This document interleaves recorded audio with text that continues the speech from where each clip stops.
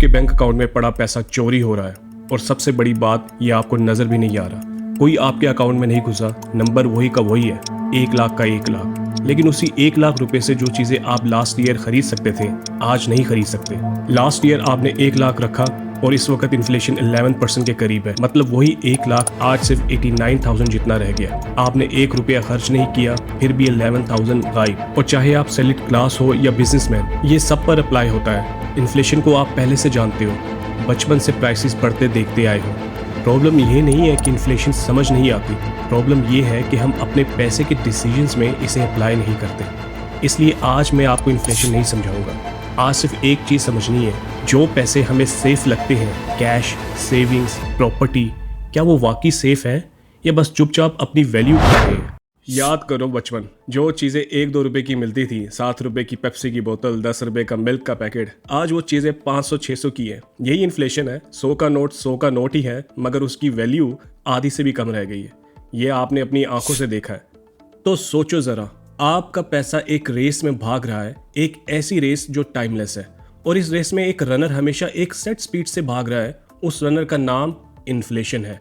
जो उससे आगे निकल जाए वो अमीर हो रहा है, और जो उससे पीछे रह जाए, चाहे उसका नंबर बढ़ भी रहा हो, वो असल में गरीब हो रहा है। और सच ये है, हम में से ज़्यादातर लोग इस रेस में पीछे भाग रहे हैं बिना जाने। आए एक एक रनर को देखते हैं। पाकिस्तान ब्यूरो ऑफ स्टैटिस्टिक्स के मुताबिक जून 2026 में इन्फ्लेशन 11% थी। लास्ट ईयर ये ऑलमोस्ट 4.5% थी। इस साल एवरेज 7% रही और अब फिर 11% के करीब आ गई है। महंगाई गायब नहीं हुई, बस अपनी स्पीड बदलती रहती है और इस वक्त फिर तेजी से भाग रही है। इस रेस में कई रनर्स भाग रहे हैं और जिस पर हम सबसे ज्यादा भरोसा करते हैं वो है कैश। हर एक को हाथ में कैश चाहिए। कैश होल्ड करना अच्छा लगता है। You can easily buy anything from it whenever you want. और पाकिस्तान में हम कैश को बैंक में रखें या ना रखें, एक चीज हम सब करते हैं, कमेटी या जिसे BCB कहते हैं। सोचो, 24 लोग यानी 24 पीपल मिलकर 10,000 रुपये डालते हैं। कमेटी 2 साल चलती है। हर महीने एक पर्ची निकलती है, एक नाम आता है और उस महीने का पूरा 240,000 उस एक बंदे को मिल जाता है। आखिर में हर कोई अपने 240,000 वापस ले लेता है बराबर। कोई प्रॉफिट नहीं, कोई इंटरेस्ट नहीं। लेकिन यह एक छुपी हुई बात है जो किसी को नजर नहीं आती। जिसका नाम शुरू के महीनों में आ गया, उसने 240,000 ऐसे वक्त में लिए जब उसकी वैल्यू ज्यादा थी, वो जीत गया। और जिसका नाम आखिरी महीनों में आता है, उसने भी पूरे 240,000 ही लिए, लेकिन 2 साल बाद जब तक इन्फ्लेशन उस पैसे की आधी जान निकाल चुकी होती है, वो हार गया। कमेटी में हर महीने कोई लॉटरी जीत रहा है और कोई चुपचाप हार रहा है। यानी किसी की जीत फॉर श्योर किसी की हार पर है, बस किसी को नजर नहीं आ रहा। चाहे वो कमेटी हो या घर में पड़ा कैश, कैश आपको 0% देता है, कुछ वापस नहीं।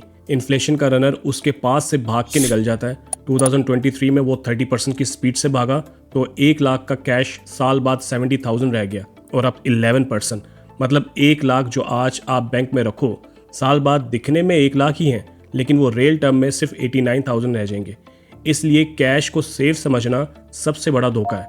और अगर आप सोच रहे हो कि ठीक है, मैंने तो सेविंग्स अकाउंट में रखा हुआ है, तो रुको, वहाँ आपको लगता है कि आप जीत रहे हो, हालांकि आप हार ही रहे होते हो। तो दूसरा रनर वो है जिसे हम समझदार वाला ऑप्शन कहते हैं, savings account, fix deposit, national savings के सर्टिफिकेट्स। मुझे आज भी याद है 1996 में जब मेरे एक कज़न पैदा हुआ, मेरे फादर ने नेशनल सेविंग्स में 1 लाख फिक्स किया और कहा कि जब ये बच्चा 11 साल का हो जाएगा, यानी 11 ईयर्स ओल्ड, देन ये 1 लाख डबल होके 2 लाख बन जाएगा। और वाकई 11 साल बाद वो 2 लाख बन गया, नंबर डबल हो गया। लेकिन उन 11 सालों में महंगाई 100% बढ़ी, मतलब उसी 1 लाख को सिर्फ अपनी वैल्यू बचाने के लिए 2 लाख से थोड़ा ऊपर बनना था। वो 2 लाख उससे भी थोड़ा पीछे रह गया। नंबर डबल हुआ, वैल्यू नहीं। यानी जो चीज़ें 11 साल पहले 1 लाख की खरीदी जा सकती थी, अब वो 2 लाख से भी ऊपर की खरीदी जाएंगी। नेशनल सेविंग्स के लेटेस्ट रेट्स के मुताबिक सेविंग्स अकाउंट 10% पर है, रेगुलर इनकम सर्टिफिकेट्स ऑलमोस्ट 11.5% पर है, स्पेशल सेविंग्स सर्टिफिकेट्स भी 11 से 12% की रेंज में है। अब इन नंबर्स को उस इन्फ्लेशन रनर के सामने रखो जो 11% की स्पीड से भाग रही है। नॉर्मल सेविंग्स अकाउंट 6 से 10% पर है, यानी वो इन्फ्लेशन रनर से भी पीछे भाग रहे हैं। सर्टिफिकेट्स 11.5% के करीब हैं, वो उस रनर के बिल्कुल बराबर भाग रहे हैं, मुश्किल से 0.5% आगे। वो आपकी वैल्यू को बचा ज़रूर रहे हैं, मगर आगे नहीं लेकर जा रहे। जो चीज़ हम सेफ समझकर चुनते हैं वो आपको बचाती है लेकिन आगे नहीं रखती। सेफ होना और आगे रहना दो अलग चीज़ें हैं। अच्छा, अगर यहाँ तक बात आपको काम की लगी तो लाइक और सब्सक्राइब ज़रूर करो। आगे अभी 3 रनर्स और बाकी हैं, प्रॉपर्टी, गोल्ड और स्टॉक्स, और लास्ट में एक स्कोर बोर्ड जो कंपेयर करेगा 20 ईयर्स का पूरा इन्वेस्टमेंट कंपैरिजन इन सारे एसेट्स का। चलो आगे चलते हैं। और अब वो रनर जिसकी पाकिस्तान में सबसे ज़्यादा बात होती है, प्रॉपर्टी, रियल एस्टेट, प्लॉट, घर। हमारे बड़े बुजुर्गों से हमें यही सुनने को मिला है, पैसा ज़मीन में लगाओ, ज़मीन कभी कम नहीं होती। और एक हद तक बात ठीक भी है। अगर आपको रहने के लिए घर चाहिए और रेंट पे ज़िंदगी गुजार रहे हो, और अगर आप शरिया कंप्लाइंट लोन लेकर भी अपना घर ख़रीदते हो, ये एक अच्छा फ़ैसला है क्योंकि वो आपकी ज़रूरत भी है और एक एसेट भी। लेकिन प्रॉपर्टी के दो चेहरे हैं। एक असली अच्छी जगह का प्लॉट। मेरे एक रिलेटिव ने लाहौर की सोसाइटी में 10 मरले का प्लॉट लिया 20 साल पहले सिर्फ 10 लाख में। आज उसकी वैल्यू ऑलमोस्ट 1 करोड़ 40 लाख की है, असली ज़मीन पोजेशन के साथ, और ये इन्फ्लेशन से भी आगे निकला। दूसरा चेहरा, प्लॉट की फाइल्स, ऑफ प्लान अपार्टमेंट्स, ऐसी ज़मीन जो अभी वजूद में भी नहीं आई, ना किसी की रहने की जगह, ना इकोनॉमी में कुछ एडिशन, बस एक कागज़ जो हाथ बदल रहे हैं, और जो उस पर कमाता है वो किसी दूसरे के लॉस से कमाता है, कमेटी की तरह। और ऑफ प्लान अपार्टमेंट की बात करें तो लास्ट 10 ईयर्स में कितने डेवलपर्स ने कितने वादे करके आज तक डिलीवर ही नहीं किया। और एक कैच, प्लॉट के लिए पूरा पैसा एक साथ चाहिए। आप 10 मरला या 300 गज का प्लॉट का थोड़ा हिस्सा नहीं खरीद सकते। गोल्ड या स्टॉक्स थोड़े थोड़े करके बन सकते हैं, प्लॉट नहीं, अनलेस आप एक ऐसी जगह इंस्टॉलमेंट्स पर इन्वेस्ट करो जो एग्जिस्ट ही नहीं करती, और अपनी इनकम पर स्ट्रेस डालकर इंस्टॉलमेंट देते रहो सालों तक। और कितने ही लोगों की आज वो हार्ड अर्न इनकम ज़ाया हो गई है। कितनी सोसाइटीज़ कभी डेवलप्ड ही नहीं हुई, ना बेच सकते हैं ना कुछ बना सकते हैं, और ज़मीनों के फ्रॉड अलग। और एक रनर ऐसा भी है जो हम पाकिस्तान में सालों से रखते आए हैं बिना ये सोचे कि ये कोई इन्वेस्टमेंट है, गोल्ड। हम गोल्ड इन्वेस्टमेंट के लिए नहीं खरीदते, हम अपनी बेटियों के लिए खरीदते हैं, उनकी शादियों के लिए। घर की औरतें, बीवी, बेटियां अपना गोल्ड संभाल कर रखती हैं, कभी इमरजेंसी में काम आ जाता है, और ज़्यादातर नस्ल दर नस्ल आगे बढ़ता रहता है, माँ से बेटी तक। और ये जो हम सदियों से करते आए हैं, ये असल में अपनी वैल्यू संभालने का एक ज़बरदस्त तरीका है। गोल्ड चुपचाप इन्फ्लेशन के साथ और अक्सर उससे भी आगे अपनी वैल्यू बढ़ाता रहता है। ये वो एक चीज़ है जो हम ठीक कर रहे हैं, बस हमें पता नहीं है कि कितना ठीक कर रहे हैं। लेकिन उस गोल्ड को बेचकर कुछ बनाना मायूब भी समझा जाता है सोसाइटी में। और आखिरी runner, stocks and shares, Pakistan का अपना इंडेक्स। लोग इससे डरते क्यों हैं? क्योंकि ज़्यादातर लोगों के पास उसकी सही इन्फॉर्मेशन नहीं होती, तो वो दूसरों पर रिलाय करते हैं। मेरे अपने रिलेटिव के साथ ऐसा हुआ। 20 साल पहले उन्होंने अपने एक दोस्त के ज़रिए पैसे लगाए, जो कहता रहा कि स्टॉक में लगा दिए हैं। कुछ अरसा डिविडेंड भी आया, फिर एक दिन कहा लॉस हो गया। उन्हें आज तक ये भी नहीं पता चला कि वो पैसे वाकई लगे भी थे या नहीं। दिल ख़राब हो गया और उन्होंने फिर कभी स्टॉक की तरफ देखा भी नहीं। ऐसे एक्सपीरियंस के बाद लोग स्टॉक से भाग जाते हैं। लेकिन आज इन्फॉर्मेशन आम है, बहुत चैनल्स हैं जो अच्छे से गाइड कर रहे हैं। और समझने वाली बात यह है, स्टॉक्स एंड शेयर्स का मतलब क्या है।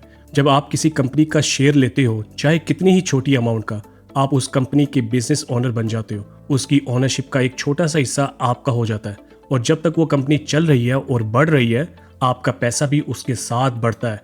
पाकिस्तान में जितनी बड़ी बड़ी कंपनीज उठाकर देख लो, सीमेंट की, टेक्सटाइल की या ऑटोमोबाइल्स की, जो 30, 40, 50 साल से चल रही हैं और कंटिन्यूसली बढ़ रही है। सोचिए अगर इन बिजनेसेस में 20 साल पहले थोड़ा सा पैसा लगा होता तो वो पैसा भी उनके साथ बढ़ता। और यहाँ मैं ये नहीं कह रहा कि स्टॉक मार्केट्स हमेशा ऊपर जाती है, बिल्कुल नहीं। मैं सिर्फ ये एसेट क्लास दिखा रहा हूँ जो लॉन्ग टर्म में हमेशा इन्फ्लेशन से आगे निकलती आई है, अगर आप उसे वक्त दे सके। Karachi stock exchange KSE 100 index नवंबर 1991 में 1000 पॉइंट से शुरू हुआ। 16 जुलाई 2026 को वो तकरीबन 178,000 पर था, यानी 35 ईयर्स में ऑलमोस्ट 178 गुना, जो सालाना एवरेज 16% के करीब बनता है। और ये उस पूरे अरसे की बात है जिसमें हर तरह के हालात आए, जंगें लगी, धरने हुए। और FY26 में अलोन KSE 100 ने ऑलमोस्ट 43% दिया रुपीस में और 46% डॉलर्स में।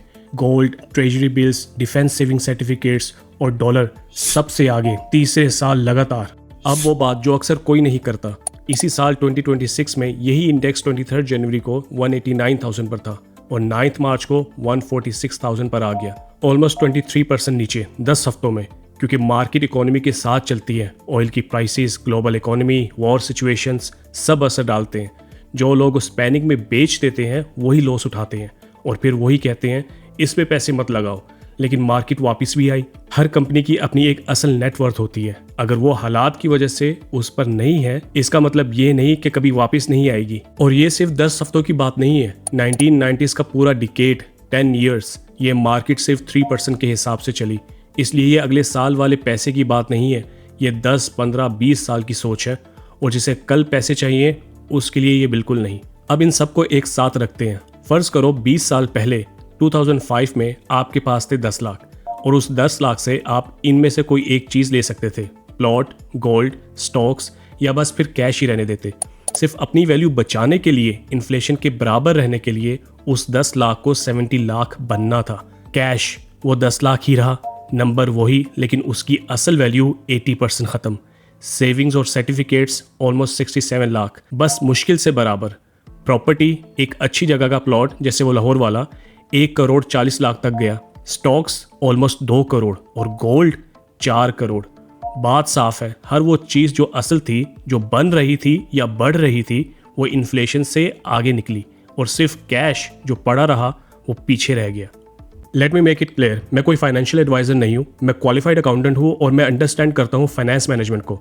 मैं आपको ये नहीं कह रहा कि पैसा कहाँ लगाओ, मैं आपको स्टैट्स दिखा रहा हूँ रैशनली चीज़ों को समझने के लिए। अगर देखें 20 साल में गोल्ड स्टॉक से भी आगे निकला, मतलब कोई एक चीज़ हमेशा जीतने वाली नहीं।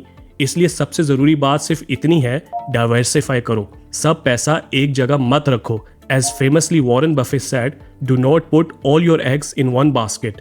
ना सब स्टॉक में, ना सब प्रॉपर्टी में और ना सब गोल्ड या कैश में। हर चीज़ का अपना एक रिस्क है, लेकिन वो लोग जो लॉन्ग टर्म सोचते हैं वो हमेशा फ़ायदे में रहते हैं। तो बात इतनी सी है, पॉइंट ये नहीं कि रातों रात अमीर बन जाओ, ये गेट रिच क्विक स्कीम का चैनल नहीं। पॉइंट ये है, चुपचाप गरीब मत हो। 2 गलतियां, पहली कुछ भी ना बचाना, दूसरी सब कुछ बचा के कैश में रख देना और हर साल उसे अपनी वैल्यू खोने देना। सेविंग्स पहला स्टेप है, उसे इन्फ्लेशन रनर से आगे भगाना दूसरा। समझने वाली बात बस ये है, जो पैसा मूवमेंट में रहता है, जो इकोनॉमी की ग्रोथ में हिस्सेदार रहता है, वही बढ़ता है। जो बस पड़ा रहता है वो पीछे रह जाता है।